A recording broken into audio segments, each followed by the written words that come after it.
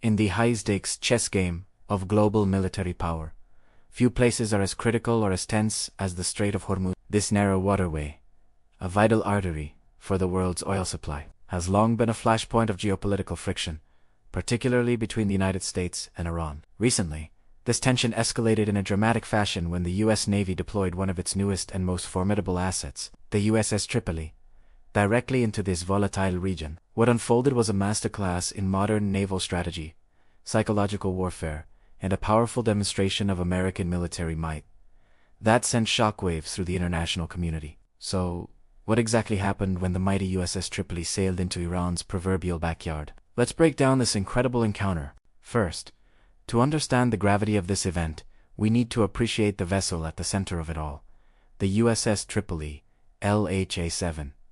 This isn't just another ship. It's an America-class amphibious assault ship, a new breed of warship that redefines naval aviation, often called a lightning carrier.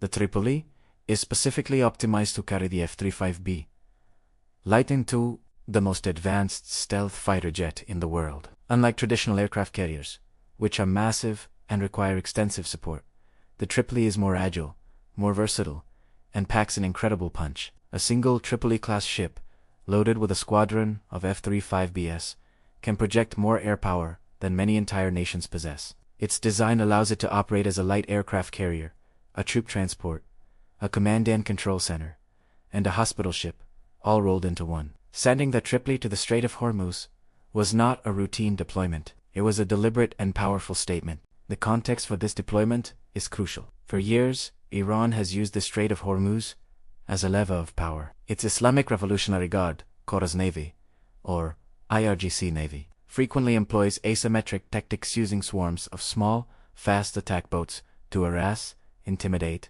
and sometimes seize commercial vessels. They've threatened to close the strait entirely, a move that would cripple the global economy. These swarm tactics are designed to overwhelm a conventional warship's defenses, creating a chaotic and dangerous environment where a single miscalculation could lead to a major conflict. In response, the U.S. Navy and its allies have maintained a constant presence, ensuring freedom of navigation. But Iran's provocations have grown bolder, testing the resolve of international forces. So, into this powder keg sailed the USS. Its mission was clear: to demonstrate unwavering U.S. commitment to keeping the strait open and to deter any Iranian aggression. But this wasn't just about showing the flag. It was about showcasing a new and overwhelming capability that directly counters Iran's primary naval strategy. The moment the Tripoli entered the operational area, the dynamic shifted. Tayyari, Hesse Navy, accustomed to dealing with traditional destroyers and cruisers, was now faced with a floating fortress, bristling with fifth-generation stealth fighters. The Iranian response was immediate,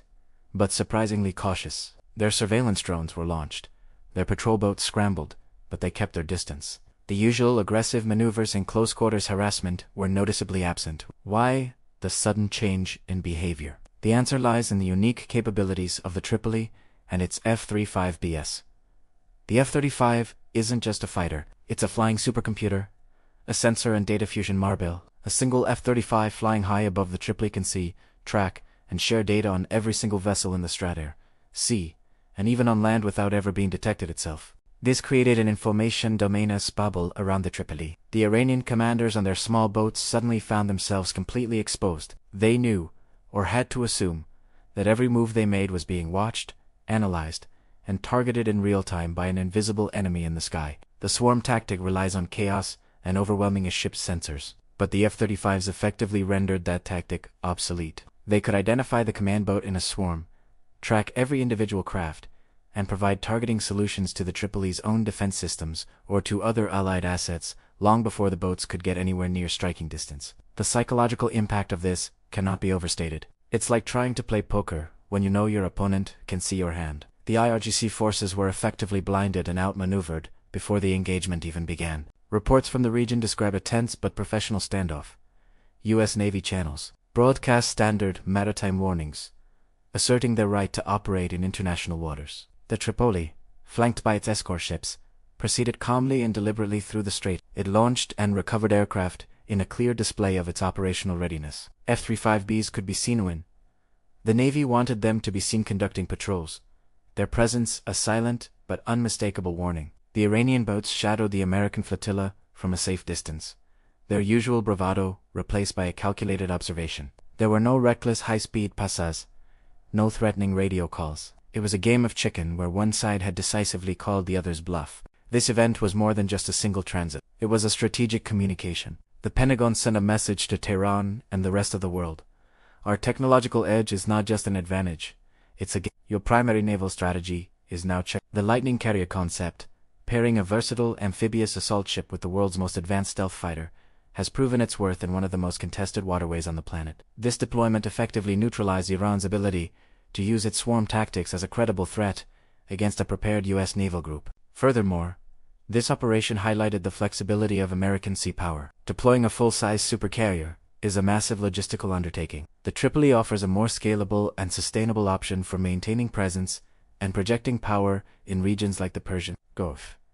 It can provide a level of air superiority that was previously only possible with a full carrier strike group, but with a smaller footprint and greater operational flexibility. This means the U.S. can respond to crises faster and maintain pressure on adversaries more effectively, without overstretching its most valuable naval assets. In the aftermath, the rhetoric from Tehran was notably subdued. While state media made its usual defiant statements, the actions of its navy told a different story. The transit of the USS Tripoli through the Strait of Hormuz was a success not because of shots fired, but because of the shots that were deterred. It was a demonstration of peace through strength in its purest form. By showcasing an overwhelming and undeniable technological superiority, the U.S. Navy managed to de-escalate a potentially explosive situation and reinforce the rules-based international order without firing a single shot. So, what happened when the USS Tripoli entered the Strait of Hormuz? The future of naval warfare happened. A powerful new strategy was validated, a long-standing threat was neutralized, and a clear message was sent that the United States has the will and the advanced technology to defend its interests and ensure freedom of the seas anywhere in the world. This encounter will be studied in war colleges for years to come, as a textbook example of how advanced technology, strategic deployment, and psychological deterrence can shape the outcomes of modern geopolitical confrontations. Thanks so much for watching. If you found this breakdown interesting, make sure to hit that like button, subscribe to the channel, and ring the bell so you never miss an update on military and geopolitical events. Let us know in the comments what you think about the Lightning Carrier concept. See you in the next one.